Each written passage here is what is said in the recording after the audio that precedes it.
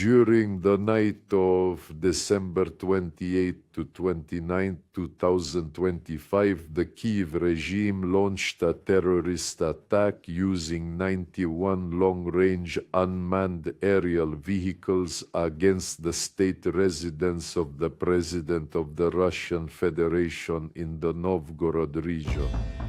Moscow is sounding the alarm as the war takes a chilling new turn.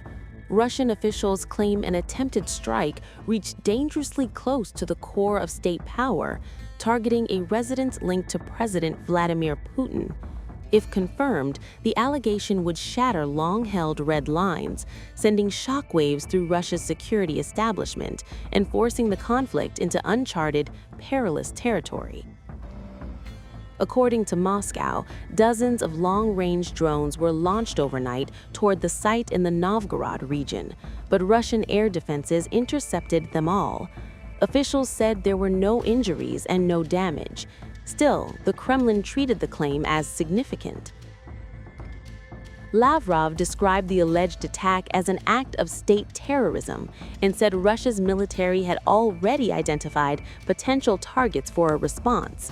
He warned that Moscow would review its negotiating position even as it continues to participate in talks aimed at ending the war.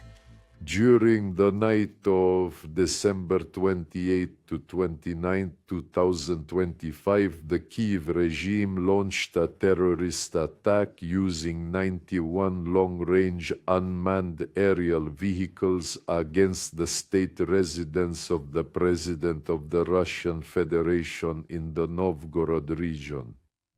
All unmanned aerial vehicles were destroyed by the air defense systems of the Russian Federation's armed forces.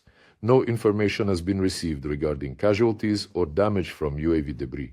We would like to draw your attention to the fact that this particular action was carried out during a period of intensive negotiations between Russia and the United States concerning the settlement of the Ukrainian conflict. We want to make it clear that such reckless and irresponsible actions will certainly not be left without a response. The specific targets for retaliatory strikes and the precise timing of their execution by the Russian armed forces have now been definitively determined. Putin's top ally, Yuri Ushakov, further states that U.S. President Donald Trump was shocked and outraged by Ukraine's alleged attack on Putin's residence. Meanwhile, Ukraine immediately denied the accusation. President Volodymyr Zelensky called Russia's claim false, saying it was designed to justify future strikes, possibly against government buildings in Kyiv. He argued that the allegation was intended to weaken momentum around peace discussions. This is just another lie from the Russian Federation. It's quite obvious that yesterday we had a meeting with Trump. And it's also quite clear that for the Russians, if we don't have a scandal with America, but instead we are making progress, then for them, this is a complete and utter failure.